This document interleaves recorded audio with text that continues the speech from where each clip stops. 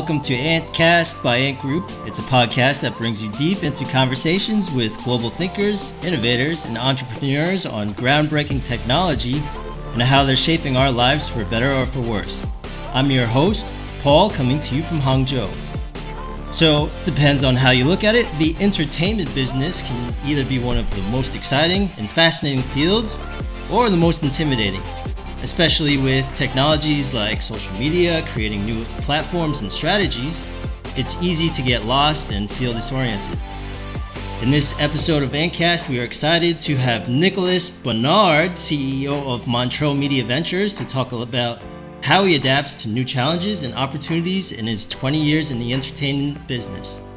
Nick has been working with some of the most well-known companies, include NBA Europe, MTV, Discovery Channel, and Vice Media. Welcome to our show, Nick. Thank you very much, Paul. It's a pleasure to be here.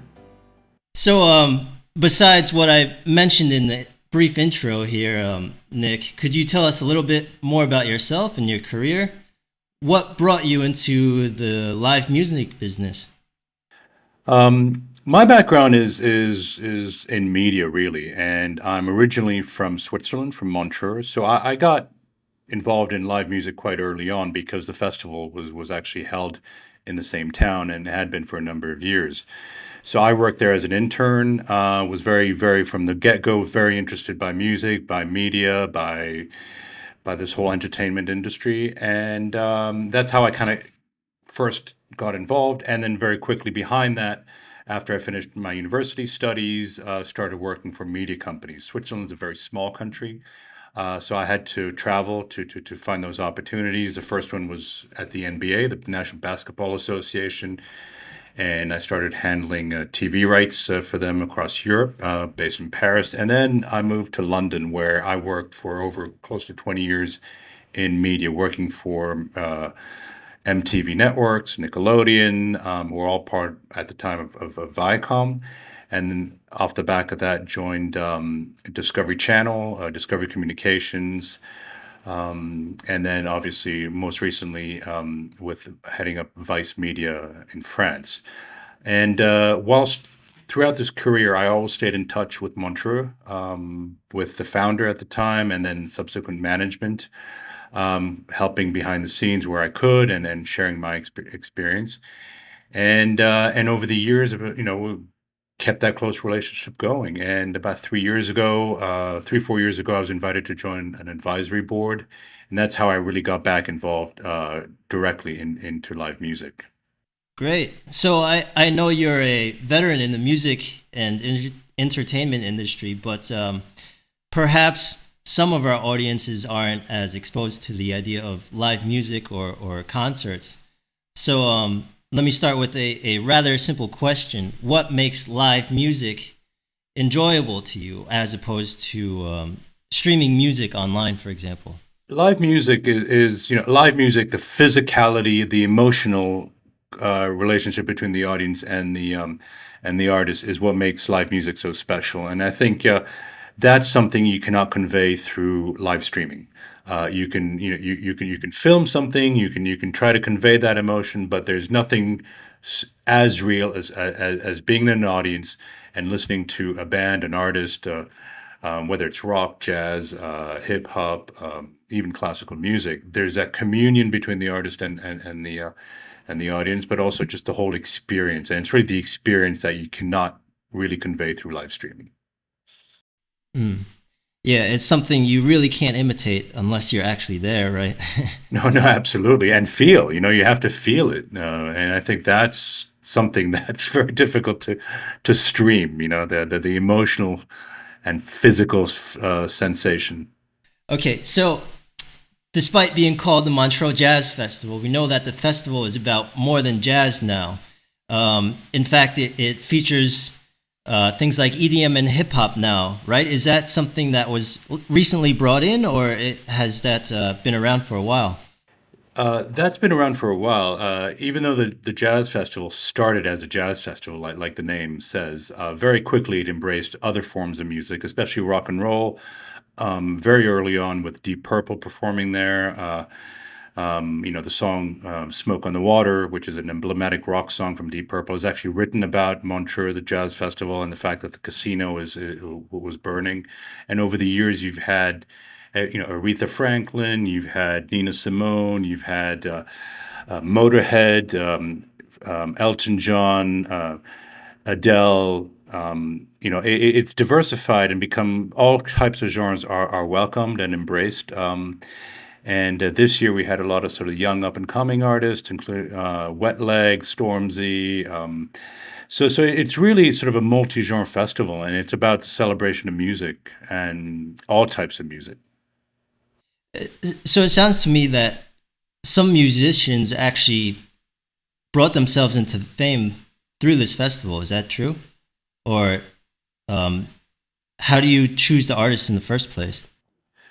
Um, yeah, the festival has always supported artists over the years, and over the careers of the artists have always supported them, always offered a stepping stone on their career journey.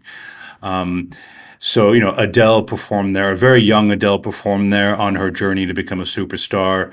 Um, Ed Sheeran did that as well. And there's always a stage, and there's always this uh, ambition to kind of help and support young artists. We actually have a program that's called MGF Spotlight, which is fully dedicated to supporting and promoting young artists and new music. So it's always kind of been in the DNA. It's a place where legends have performed. The Miles Davises, Aretha. They've all performed here in Montreux. However, also younger artists. So it's a real mix, and leveraging the history, the legacy, to support and embrace the future. We have a stage that is always dedicated to new music. And it's really important going forward, especially today. Supporting young artists is even more important because it's very difficult for young artists to emerge and to break out because there's so much music. There's so much, the digital platforms are uploading. Last figure I read about was 100,000 tracks a day. How, as a young artist, do you emerge? And we try to help that, and we try to at least bring our contribution to the mix. Before getting ahead, though, just in case any of our audience is not familiar with the Montreux Jazz Festival, do you think you can give us an overall overview what it's like, or what can people expect at such a festival, and how would you compare it to other festivals out there? It's difficult to compare it because it's quite different. So the festival has been around for the last 57 years. It's held in Montreux in Switzerland. And it's really an urban festival in the sense where it happens in a city, in an urban city, an urban setting on the lakefront, Lake Geneva. So what you have is there's two main stages that are people can buy tickets and go enjoy a concert. And on the same night, any given night, you'll have sort of a complete mix of lineup where in the main hall you'll have Herbie Hancock, and then and downstairs in the lab you'll have Stormzy. Whilst outside, on the lakefront, you'll have multiple stages on the lake terraces where people can come listen to music, and all of that is free. So over the 2 weeks, we have over 250,000 people that come to the festival just to enjoy the experience, have a drink, have fun with their friends, and listen to free music. So it's that's kind of what makes it very different to many other festivals out there. So this has become a global thing, not just Montreux. Over time, it evolved.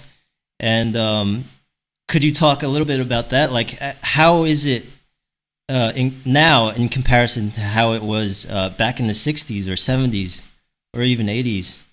What are we seeing in this evolution stage with the festival? The festival has had to kind of follow the technology evolution of music, and especially the digitalization of music. I think and what's happened today compared to the '70s, '80s, '90s, artists went on tour to promote an album, and touring was to some degree a marketing exercise to promote the sales of an album. Today, that's no longer the case. Touring has become the primary source of income for artists. representing 70-80% of their income. Album sales through streaming today and digital downloads, have sort of slowly but surely creeped down. So touring live music has become an increasingly important component in an artist's revenue mix. So because of digital and because of the technology. So we've had to kind of embrace that. So the festival has always embraced technology from the beginning because it was one of the first, if only only festival to film everything, film and record. From the late 60s, Swiss Television was a partner of the festival and recorded all the concerts. So today you have an archive, a collection of close to 5,000 performances that are all digitized and conserved at the EPFL, which is the big Swiss Federal Polytechnic. The festival was, in filming, was one of the first companies to embrace high definition television. We've done, and so on. We've looked at 3D audio, we've looked at spatial, we've looked at all that stuff. And today, this year, for example, we film everything in 4K UHD. We filmed, 72 of the 74 concerts, but also streaming. We're streaming more and more of our content, those concerts across streaming platforms, but also social media, TikTok, YouTube, etc. And that's kind of become also an important element, not only from a promotional standpoint, if and especially important in recent years where people couldn't come and attend live music. So we've had to, if you can't come, we'll bring you the festival to you. So it's working with the artists to stream this and really deploy that globally. And that's the cool thing about streaming. You're immediately potentially global, and that's really, embracing technology is very, very important because also artists have become their own media platforms. Some artists have millions of followers, very active on social, and you have to follow that trend as well. So as a festival, you cannot be just a 2-week event. You have to be able to exist all year through digital content, and with all the ramifications of that, what that means. So for us, it was very, very important to embrace technology. And I think the festival today, aside from the live element, which is very similar to what it was in the late 60s, 70s, everything that goes around has dramatically changed. So what happens to all those archives? Does it get uploaded and anyone can access it, or is it only private companies that can access it, and use it for their own source of media? Let's say they want to find an artist from like the 70s or something, and use it for a news piece or something. Yeah, I mean, there's the festival and the founder had this really this desire to conserve. There's a conservation element here for future generations. So those archives are first and foremost conserved for future generations, and students at the Polytechnic can have access to it for their education and for academic purposes. Obviously, we work closely with production companies and Swiss National Television to see we make these archives available to production companies, television channels, record companies on a licensing basis. And you have, and these are released on a regular basis. For example, we're working very closely with the BMG, the record company, on this collection called the Montreux Years, which is a best of artist, a best of artists who perform at the festival. We have 8 albums which are available through vinyl, CD, but also on digital, and that's one way of making this collection live, because I think I use the word archive, and I hate that word because for me, an archive is something that's old and dusty. This is really a collection that's living and breathing, and that's what we try to do is really work on making this collection get out there and live and breathe, and but also reach out to a younger audience, and using the tools of the younger audience to make these to make the younger audience discover who Nina Simone is, who Etta James is, but using the tools of our generation as opposed to the past. And we work with TikTok on that as well. We work with YouTube. You can see a lot of those archives on our YouTube channel. So it's really how freshening up and really making this collection live and breathe.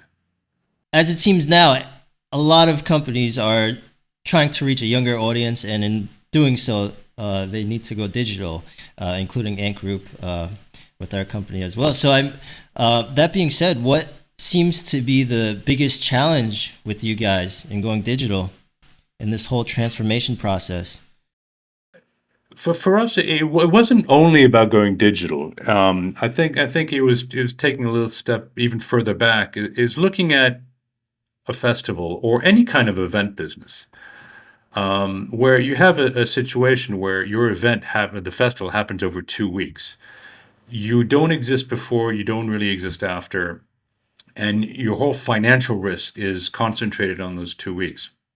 And and for us, we had to kind of change the model. We had to find a way of mitigating that risk, annualizing that risk, and annualizing the business, but also diversifying ourselves and trying to find other sources of revenue, because the traditional sources of revenue for a festival, and especially for ours has been sponsorship, food and beverage, drinks and things like that, and ticket sales. And we wanted to also diversify the sources of revenue, that also leveraging the archive collection and leveraging the brand and et cetera. So that was that we came to that conclusion about 4 years ago, and we said, no, we got to do something here, because music is moving on, is embracing digital. We're still a kind of an event business model.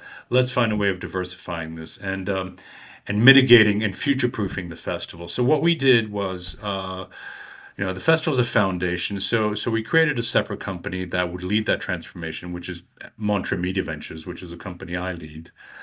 And our role is really to kind of accompany the festival in this transformation. And that meant a couple of sort of new ways of thinking. So the first one was to look at, and this is probably pure digital marketing theory, is looking at the festival and say, okay, what are the primary assets of this festival? What is it, in essence, what is this festival? And we came up, and what is the DNA? And we came up with these three observations. The DNA of the festival, the assets are its brand, its audience, and its content. Sorry.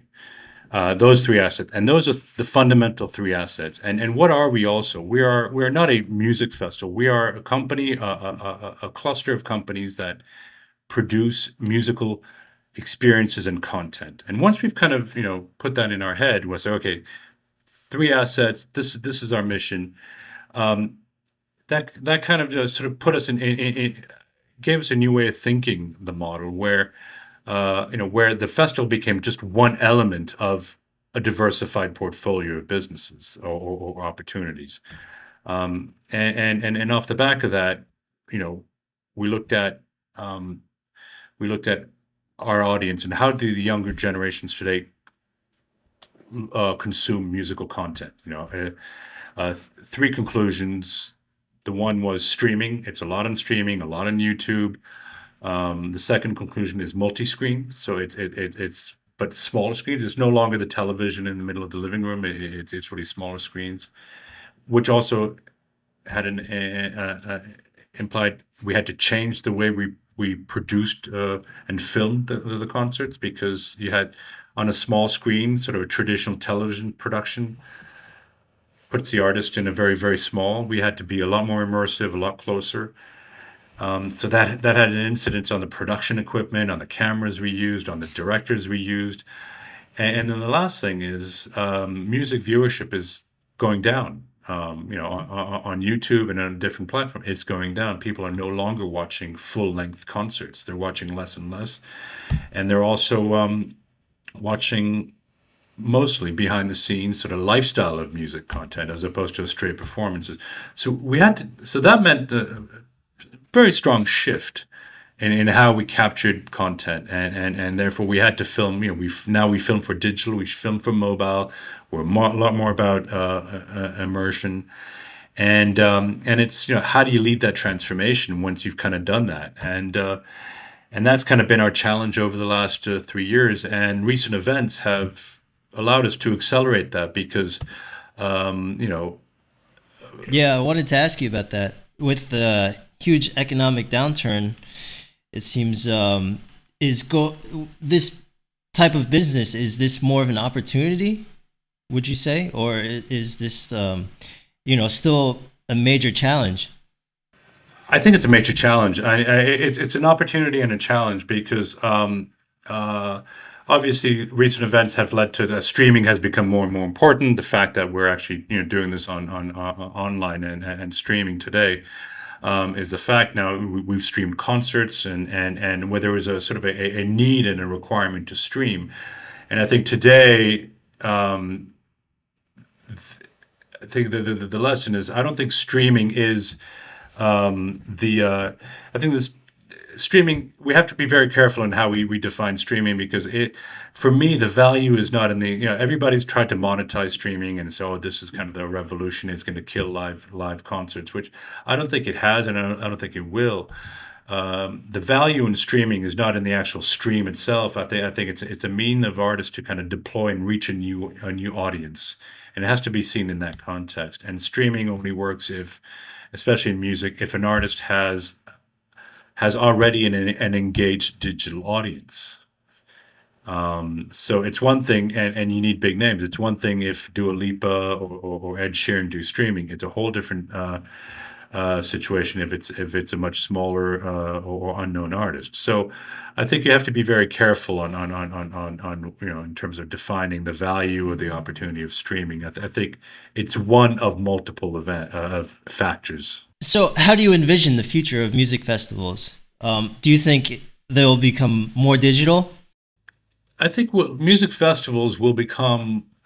It'll be much more about the experience. I think the experience economy is something that's going to develop in this space where yes, people will still go watch live music, but they're going to go there in order to experience something even bigger. I think and I think that's what going forward. Promoters and music festivals will be looking at is come to our festival, and it's not only but come to our festival and listen to watch this concert. No, it'll be about come to our festival and experience our hospitality, experience our technology, and have fun and take some of that back with you in order to share it with your community. And so the experience element, the sharing element, the engagement is going to be more and more important. That's how I see it. I mean, I think, what does that mean concretely? I think we're still trying to define that, but for me, it's really about experiences going forward. What kind of technologies do you anticipate would help further transform the entertainment business? Well, I think obviously digital streaming. I think all of that is going to evolve. All these new technologies around quality of audio quality. You've got streaming platforms like Tidal who offer high fidelity, very high quality audio streaming facilities. All the hardware is going to change as well.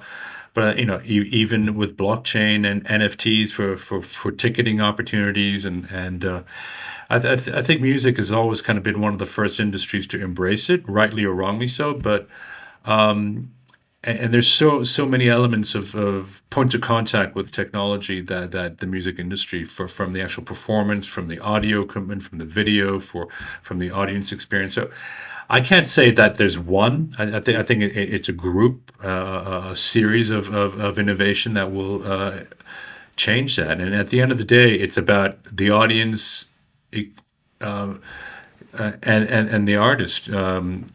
Coming together and sharing that experience, and how they do that. I think that's how technology is going to help.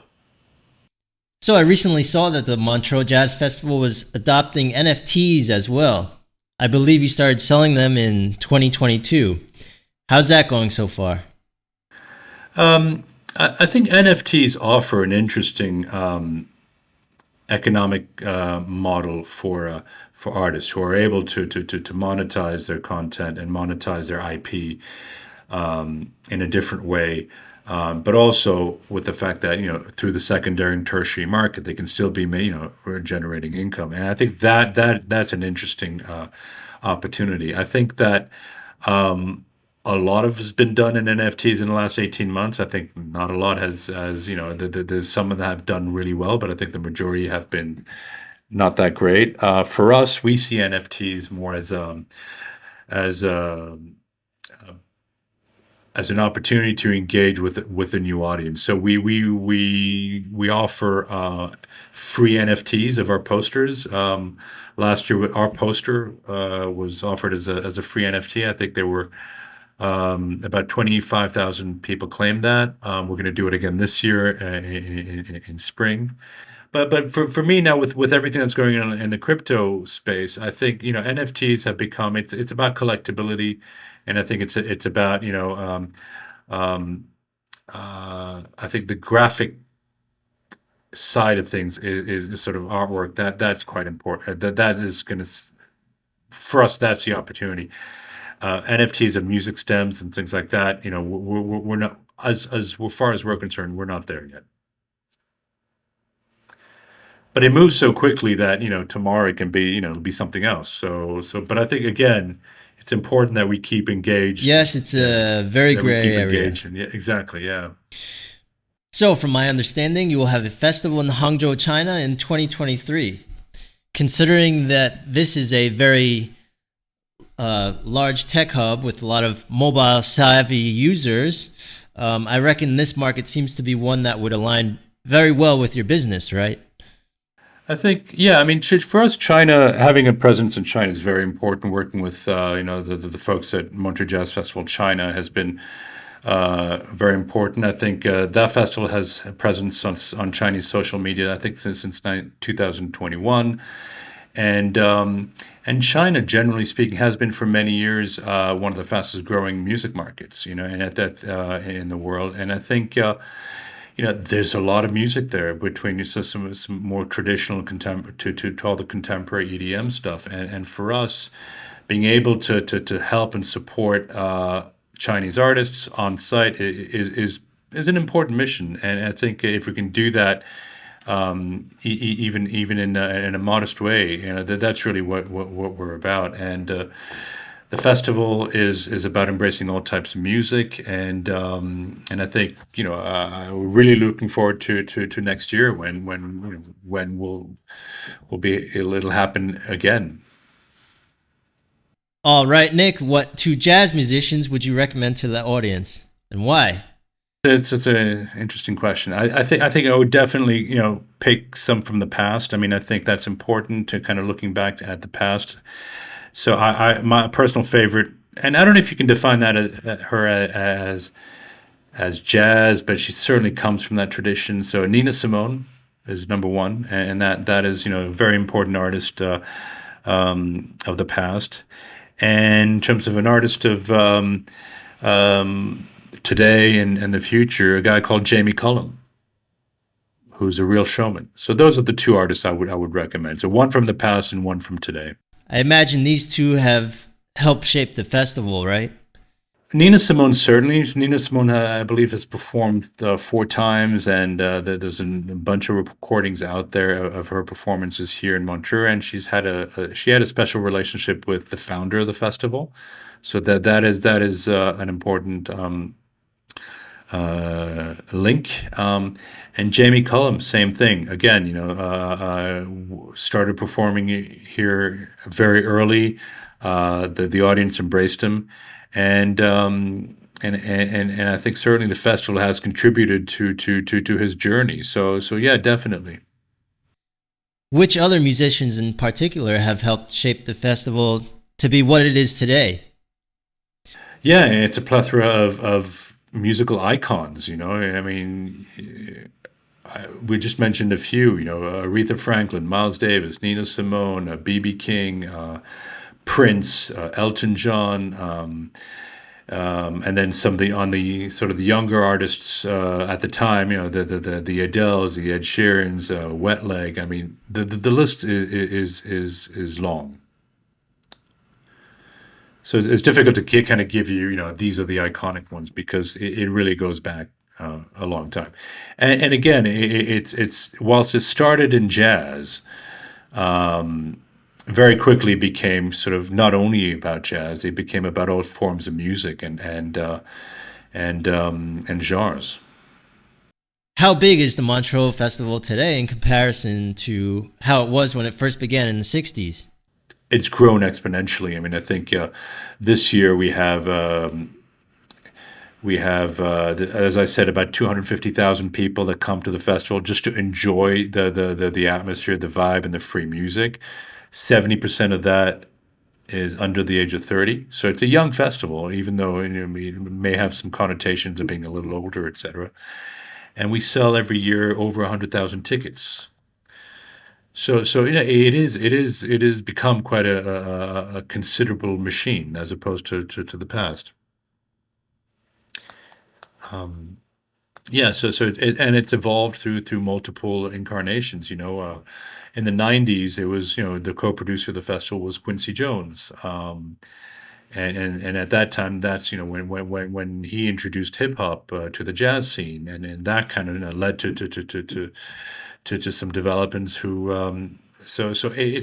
over the years it's really embraced the history of music as it's progressed, with and embraced the genres that were very hot at that time. So, Nick, what can we expect for the 2023 Hangzhou Montreux Music Festival? What's the venue going to be like? Any insights on it? I reckon it's a family-friendly event, right? No, we're really looking forward to the festival. It'll the dates aren't yet confirmed, but it's definitely going to happen in October. And you should definitely bring your kids because it's all about embracing music and musicians, and the lineup will be really cool and exciting, and that will be announced in the very near future. So yeah, look out for October, absolutely. And Montreux in Switzerland, the festival will happen in July, and look at that space as well, and the lineup will come up probably in spring. So 2023 is a big year for us, and also we're excited to be working with Alipay, a lifestyle account, which we opened an account recently, and the plan is to really leverage Alipay's huge audience and customer base to really reach a new audience, a wider audience, and especially Chinese music lovers. Well, if it's in October, my wife and our birthdays are in October, so I'll definitely be looking out for that. No, definitely, yeah, absolutely. I'm sure the guys can do something for you. Cool. I thank you very much, Nick. Thank you for being a guest on our show. Thank you very much, and just want to wish everybody a happy New Year. So happy New Year to all of you, to all your audience in China, and hope to see you in October. That was Nick Bonard, CEO and founder of Montreux Media Ventures. That's it for this episode of Antkast. To make sure not to miss a single episode, please subscribe to our channel on Apple Podcasts and Spotify.